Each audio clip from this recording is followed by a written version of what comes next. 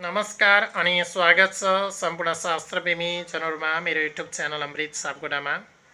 आजको यस श्रृङ्खलामा म हजुरहरू समक्ष श्रीमद् भागवत महापुराणको नवम स्कन्द अन्तर्गत अध्याय 10 देखि 12 सम्मको सारांश प्रस्तुत गर्न गएको छु। यसरी सुखदेव स्वामीले राजा प्रेक्षितलाई श्रीमद् भागवत महापुराण सुनाउँदै जाने क्रममा सुखदेव स्वामी भन्नुहुन्छ, राजन, मैले तपाईलाई श्रीमद् भागवत महापुराणका धेरै कथाहरू श्रवण गराउँदै आएको छु। तपाईलाई सगर राजाको विषयमा, भगीरथ राजाको विषयमा पनि मैले प्रसङ्गहरू सुनाइसकेँ। अब तपाईलाई के सुन्ने इच्छा छ भनी बक्सियोस् भनेर सुखदेव स्वामीले राजा प्रेक्षितलाई सोधेपछि राजा प्रेक्षित भन्नुहुन्छ, सुखदेव स्वामी, तपाईँका मुखारबिन्दुबाट मैले श्रीमद् भागवत महापुराण श्रवण गर्दै आएको छु। अबको क्रममा भने मैले दशरथ राजाको वंशको बारेमा सुन्ने इच्छा प्रकट गर्छु, अथवा मेरो सुन्ने इच्छा छ। मलाई दशरथ राजाको वंशको विषयमा सुनाइबक्सियोस् भनेर सुखदेव स्वामी उप राजा प्रेक्षितले भनेपछि सुखदेव स्वामी भन्नुहुन्छ, राजन, उनी खटवाङ्गको 5औं पुस्तामा दशरथ राजाको जन्म भयो। यसरी दशरथ राजा अत्यन्तै प्रतापी राजा कहिए। उनले कुनै पनि प्रजामा भेद नगरिकन अत्यन्तै प्यारका साथ आफ्नो राज्य सञ्चालन गरिरहेका थिए। साराका सारा देशवासीहरू खुसी थिए। साँच्चै स्वर्गमा भएको आभास प्राप्त भएको थियो सारा प्रजाहरूलाई। सबैले राजा दशरथको जय जयकार गरेका थिए। दशरथ पनि अत्यन्तै धर्मात्मी, आफ्नो मन वचन कर्मलाई भगवानमा लीन गराउने राजा थिए। यसरी उनले सन्तानको रूपमा 4 भाइ सन्तान जन्माए राजा दशरथले। उनीहरू थिए राम, लक्ष्मण, भरत र शत्रुघ्न। यसरी 4 भाइ छोरा जन्माए। स्वयं भगवानले दशरथ राजाका छोरा भएर अवतार लिनुभएको थियो। राम अवतार लिनुभएको थियो। स्वयं विष्णु भगवानले राम अवतार लिएर जन्मिनु हो दशरथ राजाको छोरा भएर। जय बोलो राम अवतार भगवानको। यसरी 4 भाइ छोराहरू जुन राम, लक्ष्मण, भरत र शत्रुघ्न थिए, उनीहरू जन्मिसके पछाडि दशरथ राजाको गोपा अथवा दशरथ राजाद्वारा उनी जन्मिसकेपछि साराका सारा देशवासीहरू खुसी भए। दरबार अत्यन्तै उज्यालो भयो। सारै तेजले भरेका, सारै पराक्रमी र वीरता प्रदर्शन गर्न सक्ने, अत्यन्तै चतुर र बुद्धिमानी भए चारै भाइहरू। उता रामको गुणवान गाई साध्यै छैन। शरीर धपक्क बलेको छ, अत्यन्तै चतुर, अत्यन्तै पराक्रमी र कसैलाई पनि भेद नगर्ने, साराका सारा लक्षण पूर्ण भएका त्यस्ता छोरा थिए राम। यसरी राम, लक्ष्मण, भरत र शत्रुघ्नलाई विद्या आर्जनको निम्ति भनेर गुरु विश्वामित्रको आश्रममा लिएर राखियो। गुरु विश्वामित्रको आश्रममा रहेर राम, लक्ष्मण, भरत र शत्रुघ्नले विद्या आर्जन गर्दै गए। यसरी गुरु विश्वामित्रले कुनै एक समयको कुरा थियो, एउटा यज्ञको शुभारम्भ गर्नुभयो र गुरु विश्वामित्रको यज्ञ शुभारम्भ भइसकेपछि राम र लक्ष्मणलाई यज्ञमा कुनै पनि विध्वंस आयो भने अथवा यज्ञलाई कुनै पनि विघ्न आयो, विध्वंसकारी रूप लिएर आयो भने यसलाई परास्त गर्नु भन्ने निर्देशन दिएको थियो।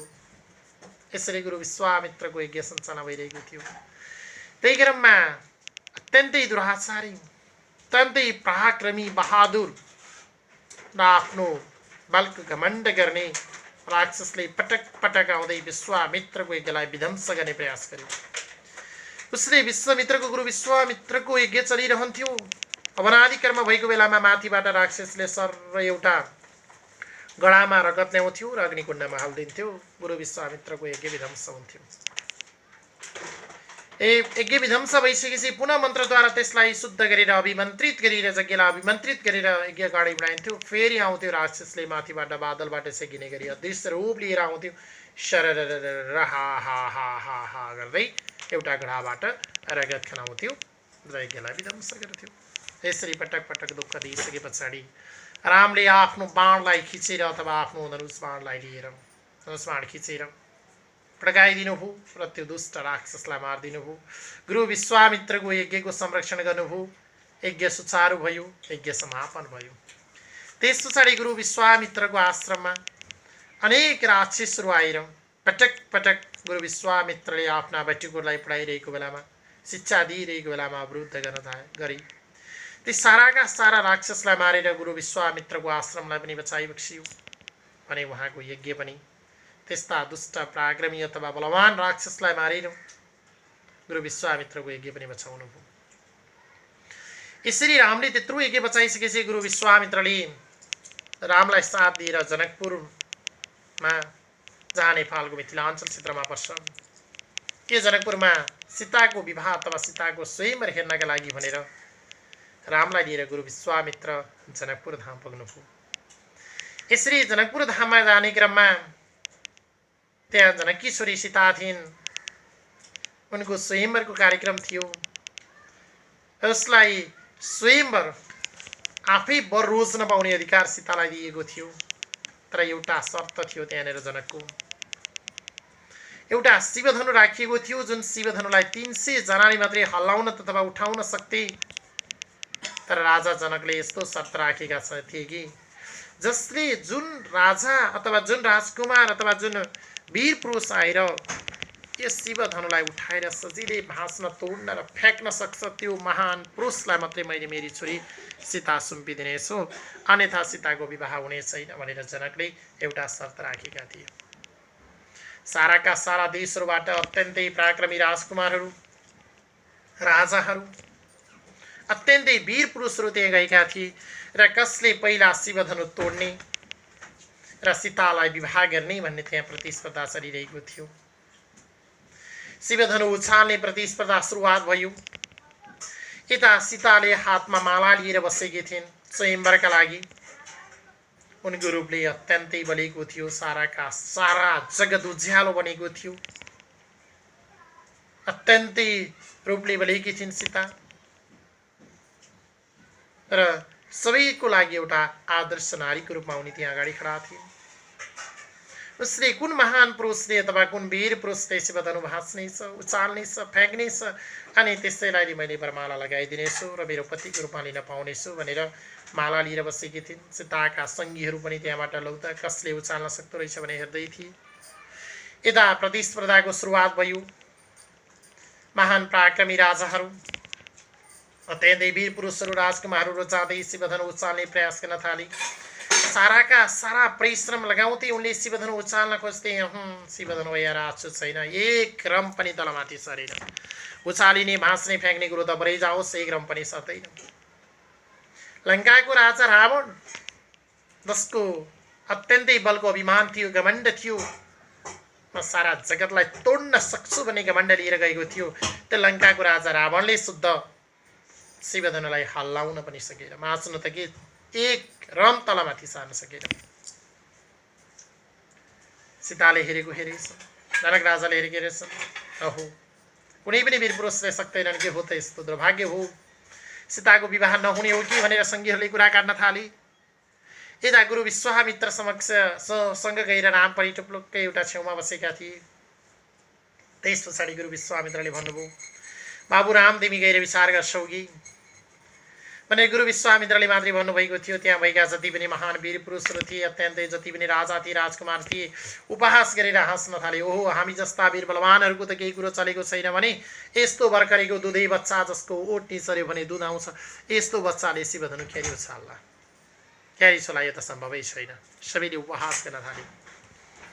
त्यो देखिसके पछाडि गुरु विश्वामित्रले पुनः रामलाई भन्नुभयो, बाबु राम जाऊ त तिमीले विचार गर।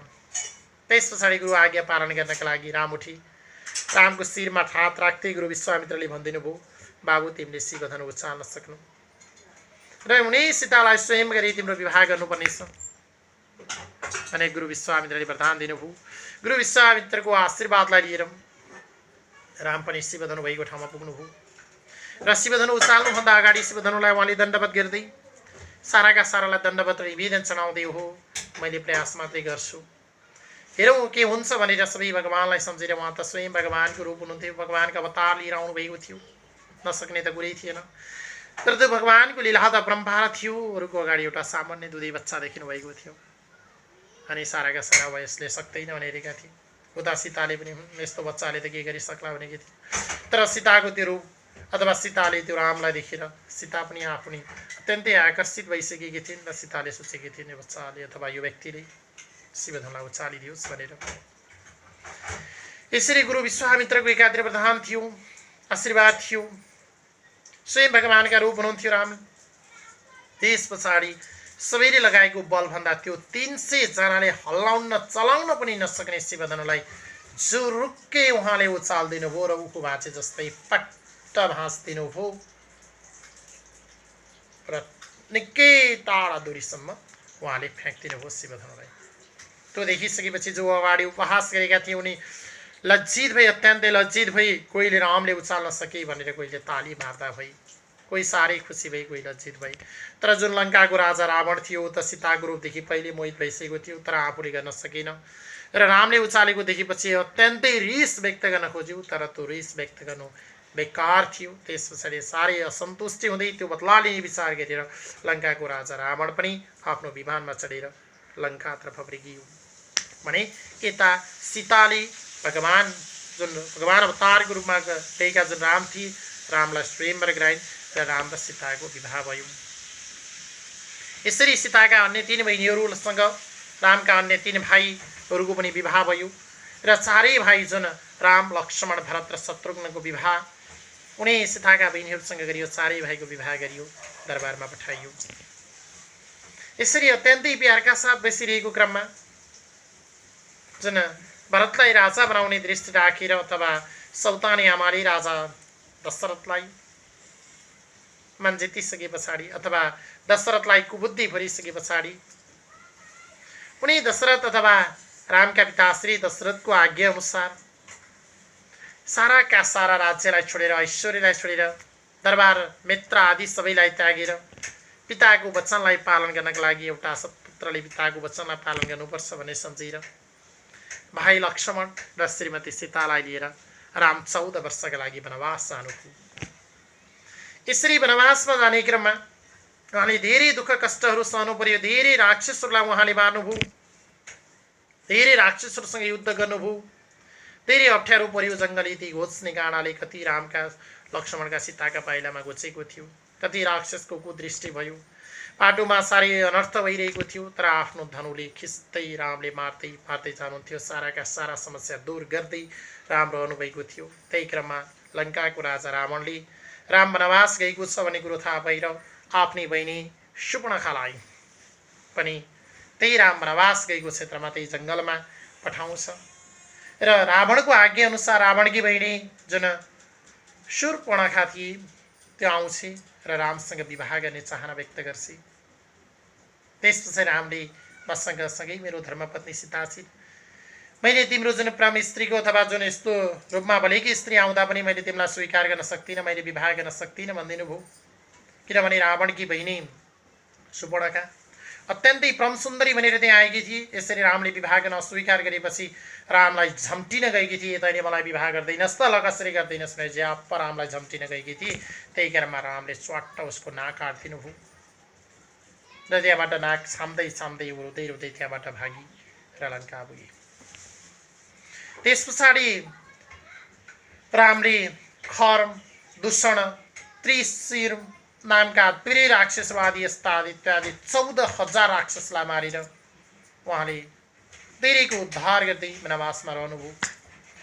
पछि रावणले जुन मारिस नाम गरेको राक्षसलाई सुनको मृग बनाएर लिएर आयो र सीतालाई मोहित पारी त्यही मृग खोज्नका लागि उसले लीला रच्यो, सीतालाई मोहित बनायो र सीताले त्यो मृगलाई जुन मारिस नाम गरेको राक्षसलाई सुनको मृग बनाएर त्यहाँ ल्याइएको थियो, त्यो सीताको अगाडि बुरुक्क उफ्रन्थ्यो मृग शावक। त्यो देखिसे सीताको मनलाई त्यो मृगले चोर्यो। त्यस पछाडि सीताले आफ्ना पति रामसँग हट गरिन् कि त्यो मृग छोपेर मलाई जसरी ल्याइदिनुहोस् त्यो सुनको मृग। हेर्नुहोस्, विनाशकाले विपरीत बुद्धि भन्छ। न हिजो सुनको मृग कसैले देखेको थियो, न आज छ र न भोलि हुनेछ, तर त्यहाँ सुनको मृग खडा भयो। त्यस पछाडि सीताको त्यो विनाशकाल थियो। विनाशकाले विपरीत बुद्धि भन्छ। सीतालाई उल्टो बुद्धि पलायो र आफ्ना पतिदेव रामलाई त्यो मृग मलाई जसरी पनि छोपेर ल्याइदिनुहोस्, मलाई जसरी नै चाहियो भनेर हट गरे। उता राम र लक्ष्मणलाई थियो यो पक्कै पनि गईको रूप लिएर आएको हुनुपर्छ, यसको पछाडि लाग्नु हुँदैन, नजानुस् भन्दै थिए। लक्ष्मणले यो मृग होइन, यसलाई छोप्नु हुँदैन भन्दै थिए। तर सीताले हट गरिन्, जसरी पनि ल्याइदेऊ भनेर। त्यस पछाडि स्वयं राम भगवानले लक्ष्मणको जिम्मा लगाएर एउटा कुटीमा सीतालाई राखेर त्यहाँबाट मृग छोप्न जानुभयो। सुनको मृग, जुन मृग साब बुरुक्क बुरुक्क उफ्रन्थ्यो, अगाडि अगाडि अगाडि जान्थ्यो। राम खोज्दै खोज्दै खोज्दै पछाडि जानुभयो। यसरी गइसकेपछि धेरै पर राम पुगिसकेपछि राम त्यहाँबाट अदृश्य हुनुभयो। तर सुनको मृग गएको गइस, बढी अदृश्य भयो, खोज्न जानुभयो। यता जहाँ सीतालाई छोडिएको थियो त्यो ठाउँमा राम भन्ने आवाज आयो। त्यस पछाडि उनले सीताले आफ्ना भाइ अथवा देवर लक्ष्मणलाई पनि रामलाई कुनै आपत पर्यो कि तपाईँ पनि खोज्न जानु भनेर साह्रै जिद्दी गर्दै लक्ष्मणलाई पठाइन्। लक्ष्मण जाने चाहना थिएन। तर लक्ष्मणलाई त्यहाँ बस्दा तिमीले कुदृष्टि लगाएर म माथि बसेको, मलाई कुरेर बसेको भनेर अत्यन्तै नमिठा शब्दहरू प्रहार गर्दै सीताले आफ्ना भाइ अथवा देवरलाई लक्ष्मणलाई पनि राम खोज्न पठाइन्। तर त्यो बेलामा लक्ष्मण रेखा काटेर गएका थिए। रेखा काटेर बाहिर ननिक्लनु भाउजू, निक्लनु भयो भने तपाईँमा अनर्थ हुनेछ भने गएका थिए। तर त्यही मौका छोडेर रावणले त्यही मौका पारेर एउटा जोगीको वेश लिएर आएर सीतालाई त्यहाँबाट हरण गरिदियो।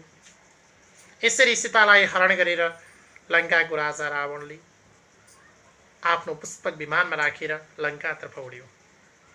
यसरी सीता त्यहाँबाट रुन कराउन चिच्चाउन थालिन् र सीतालाई बचाउनका लागि जटायु चरा गयो। जटायु चरालाई पनि रामले चोट पर्ने गरी हान्यो र मरणासन्न अवस्थामा छोडिदियो र जटायु चरा तल खस्यो। पछि सुनको मृगलाई छोप्न नसकेपछि राम र लक्ष्मण त्यहाँबाट फर्केर आए र वरिपरि हेर्छन्, सीतालाई कहीँ पनि देख्दैनन्। सीतालाई खोज्दै खोज्दै खोज्दै डुल्दै जाने क्रममा सीता खोज्ने न्युमा उनले त्यही काटिएर मरणासन्न अवस्थामा रहेको जटायुलाई देख्छन्। त्यस पछाडि जटायुबाट साराका सारा वृत्तान्त थाहा पाइसकेपछि रामले जुन जटायुको दाह संस्कार क्रिया गरेर दाह संस्कार कर्म गरेर सीता खोज्नका लागि उनी अगाडि बढ्छन् राम र लक्ष्मण। यसरी राम र लक्ष्मण सीतालाई खोज्नका लागि जाने क्रममा बाटोमा सुग्रीव नाम गरेको बाँदरसँग मित्रता कायम हुन्छ र बालीलाई भगवान रामले मारिदिनुहुन्छ। समुद्रमा पुल बनाउनुहुन्छ। धेरै पर्वतहरू पार गर्दै, धेरै सङ्कटहरू पार गर्दै त्यत्रो ठुलो समुद्रमा बाँदरसँग मित लगाएर सुग्रीवसँग मित्रता कायम गर्दै लङ्का जाने पुल बनाएर, समुद्रमाथि पुल बनाएर लङ्का पुग्नुहुन्छ राम। यसरी लङ्कामा राम पुगिसकेपछि लङ्काको राजा रावणले लिएर सीतालाई एउटा रुखको पेटमा राखेको थियो र उसले सीतालाई आफ्नो दरबारमा भित्राएको थिएन। ताको नारीत्वलाई लुटिसकेको पनि थिएन। त्यहाँ सीताले केवल रामको नाम जपेर राम राम भनेर बसेकी थिइन्। यसरी रावणसँग युद्ध गर्नका लागि राम आफ्नो भाइ लक्ष्मण सहित साराका सारा बाँदरहरू लिएर सुग्रीवसँग मित्रता कायम गरे। ती बाँदरहरू थिए, तिनलाई लिएर आफ्नो फौज लिएर लङ्का पुग्नुभयो र लङ्कामा राम र रावण बीचको घनसङ्ग्राम युद्ध भयो। साराका सारा लङ्कालाई डढाएर बसमा खानी बनाएर रामले त्यहाँबाट सीतालाई लिएर फर्किनुभयो। यसरी राम लक्ष्मण सीतालाई लिएर त्यहाँबाट फर्किसकेपछि उहाँ पुष्पक विमानमा चढेर पुनः अयोध्या नगरी फर्किनुभयो। 14 वर्ष पुरा भएको थियो। त्यस पछाडि ऋषिहरूको आज्ञा अनुसार, त्यहाँका कुल गुरुहरूको आज्ञा अनुसार रामको राज्याभिषेक भयो। सीतालाई लिएर उहाँ अयोध्या आइसकेपछि उहाँ राजा हुनुभयो र अयोध्याका राजा बनेर रामले राज्य सुरु गर्नुभयो। यसरी रामको राम राज्य हुन त त्रेतायुगको कुरा हो, तर पनि सत्ययुगका जस्तो प्रजाले सुख सन्तोष प्राप्त गरेका थिए। कसैमा रोग शोक र भोगको चिन्ता थिएन। जुन प्रजाले जे चिताउँछन् त्यो पाउने गर्थे, चिताएको कुरा प्राप्त हुन्थे। हेर्नुहोस्, त्रेतायुगको कुरो भए पनि सत्ययुगका जस्तो प्रजाले जे चिताउँछन् त्यो प्राप्त हुन्थ्यो। यसरी प्राप्त भएर अत्यन्तै प्यारका साथ रामको राज्य चल्यो। हेर्नुहोस्, यसरी रामको राज्य चलिरहने क्रममा साराका साराले रामको सम्मान गरेका थिए। साराका सारा प्रजाहरू खुसी थिए। रामको साथमा अरू लक्ष्मण, भरत र शत्रुघ्नले साथ दिइरहेका थिए। यसरी भाइ साथमा भएको हुनाले उहाँले लङ्का जितेर रावण जस्तो वीर अथवा पराक्रमी जुन राक्षसको दुष्ट स्वभाव भएको त्यस्तो वीर पुरुषलाई जितेर पनि सीतालाई लिएर आउनुभयो। त्यस्तो लङ्का परास्त गरिदिनु भयो, किनभने रामको साथमा भाइ थिए। तर त्यस्तो वीर पुरुष हुँदा बित्तिकै रावणको हुने भए तापनि रावणको साथमा कुनै पनि दाजुभाइको साथ थिएन, जसले गर्दा भाइले सहयोग नगरेको हुनाले रावण हार्न पर्यो। र यसबाट हामीले के प्राप्त गर्न सकिन्छ भने यदि कसैको पनि भाइ जोड्छन् भने साराका सारा संसार जित्न सकिन्छ। भाइ फुट्छन् भने, भाइमै एक अर्कोमा शत्रु भाव छ भने केही गर्न सकिँदैन। जस्तो सुकै शक्ति भए पनि त्यो च्युत भएर जान्छ, हारिन्छ। यसरी राम आफ्नै नगरी अयोध्यामा फर्केपछि अत्यन्तै प्यारका साथ राज्याभिषेक लिएर राज्य सञ्चालन भइरह्यो। तर उहाँले त रावणले हरण गरेकी सीतालाई ल्याउनु भएको थियो। यसरी अत्यन्तै प्यारका साथ राज्य सञ्चालन गर्दै गए तापनि प्रजाहरूले यताउति गरी कुरा गर्न थाले कि रावणले हरण गरेर लगेकी सीतालाई लिएर आएका छन्। राम जस्तो प्रतापी व्यक्तिले पनि त्यस्तो कस्तो नकाम गरेका होलान्। अर्काले हरण गरेर लगेकी श्रीमतीलाई ल्याएर पुनः आफ्नो श्रीमती बनाएर राखेका छन्। यो त साह्रै अनर्थ भयो। यस्ता कुराहरू गाई गुई प्रजाहरूले गर्न थाले। हेर्नुहोस्, प्रजाले कुरा गर्न थाले। कुरा काट्दै जाने क्रममा एक कान दुई कान मैदान भनिन्छ। साना साना कुराहरू एक ठाउँबाट अर्को ठाउँमा त पुगिहाल्छ। कुरा काट्नेको त कमी कहाँ हुन्छ र? उही बेलामा त रहन्छ, दादायुगमा त रहन्छ कुरा काट्नेको कमी भने। आज कलियुगमा त कसले कसको कुरा काट्न छोड्ला र? हेर्नुहोस्, अनि उल्ला घरका पल्ला घर, पल्ला घरका उपल्ला घर कुरा नलाएर अनि के गरून् त आज कलियुगका मानिसहरू। हिजो नै त्यो रहेछ चलन। यसरी कुरा गर्दै गरेको सुनेपछि रामले त्यो पनि सुन्नुभयो। ओहो, साह्रै अनर्थ भइसक्यो। हुन त हो, मैले रावणले ल्याएकी श्रीमती ल्याएको हुँ, तर उनको सतीत्वलाई चेक गरेर अथवा अग्नि परीक्षा गरेर मात्रै मैले ल्याएको थिएँ। तर प्रजाले कुरो बुझ्न सकेर नभए यस्तो अपमान त सहन हुँदैन भनेर त्यो प्रजाले भनेको झोकमा आफ्नो श्रीमतीको सतीत्व परीक्षण गरेर ल्याएको कुरा पनि बिर्सेर रामले सीतालाई वाल्मीकि ऋषिको आश्रम नजिकै लिएर छोडिदिनु भयो। यसरी त्यो बेलामा सीता गर्भिणी थिइन्। यसरी जङ्गलमा लिएर छोडिसके पछाडि वाल्मीकि ऋषिको आश्रममा लिएर सीता बस्नुभयो। गर्भिणी थिइन् सीता। उहाँको आफ्नो गर्भको पालन पोषण गर्नुभयो र उहाँको गर्भबाट दुई जुम्लिया छोरा लव र कुश जन्मे। यसरी लव र कुश जन्मिसके पछाडि लव र कुशलाई उहाँले वाल्मीकि आश्रममा नजिकै एउटा शरण लिएर केही समय त सीताले पाल्नुभयो। लव र कुश केही मात्रामा हुर्किन थाले। तर सीताले पटक पटक आफ्नो मनमा रामलाई मात्रै सम्झिनुहुन्थ्यो, आफ्ना पतिदेव रामलाई। किनभने अत्यन्तै पतिव्रता नारी थिइन् सीता। लङ्कामा रावणले लाँदा पनि आफ्नो सतीत्व उनले गुमाएकी थिइनन्, डगाएकी थिइनन्। केवल रामलाई मात्रै सम्झेर बसेकी थिइन्। उनले खालि आफ्नो हृदयदेखि नै रामलाई सम्झन्छन्। तर यता रामलाई त्यो चेष्टा भएन पतिव्रता नारी हुन् भन्ने। सामान्य एउटा प्रजाको कुरा सुनेर उनले लिएर त्यो गर्भिणी श्रीमतीलाई लिएर जङ्गलमा छाडिदिए। तर गर्भिणी श्रीमतीलाई जङ्गलमा छाडे पनि उनी वाल्मीकि ऋषिको आश्रममा रहेर अथवा वाल्मीकि ऋषिको आश्रममै गएर आश्रय लिएर लव र कुशलाई जन्माइन् सीताले। केही मात्रामा हुर्काउँदै गइन्। तर उनलाई पटक पटक आफ्ना पतिको याद आइरहन्थ्यो। ए पतिलाई सम्झिँदै सम्झिँदै सम्झिँदै केवल रामलाई मात्र सम्झेर सीता पृथ्वीमै लीन भएर गइन्, पृथ्वीमै हराइन्। किनभने पृथ्वीबाटै उहाँको जन्म भएको थियो भनिन्छ। राजा जनकले जोत्ने क्रममा भेटिएकी थिइन् भनेर उनी पृथ्वीबाटै जन्मेको हुनाले पृथ्वीमै लीन भएर सीता गइन्। पछि पृथ्वीमै लीन भएर सीता गएको लव र कुश नाम गरेका दुईटा छोरा जन्मेको रामले थाहा पाइसकेपछि रामलाई पनि ठुलो चोट पर्यो। हो, सामान्य प्रजाको कुरा सुनेर मैले मेरो श्रीमतीलाई लिएर छोडे जङ्गलमा। आज उनी मेरो नाम जप्दै लीन भइन्। लव र कुश गरेका त्यस्ता बच्चाहरू हुनहार जुम्लिया बच्चा जन्मेका छन्, मेरा सन्तान जन्मेका छन्। यो त मैले पनि अनर्थ गरेँ, म पनि पापी रहेछु भन्ने रामले सोचेर केवल सीताको सम्झना मात्रै गरेर बस्नुभयो, ब्रह्मचार्य पालन गर्नुभयो।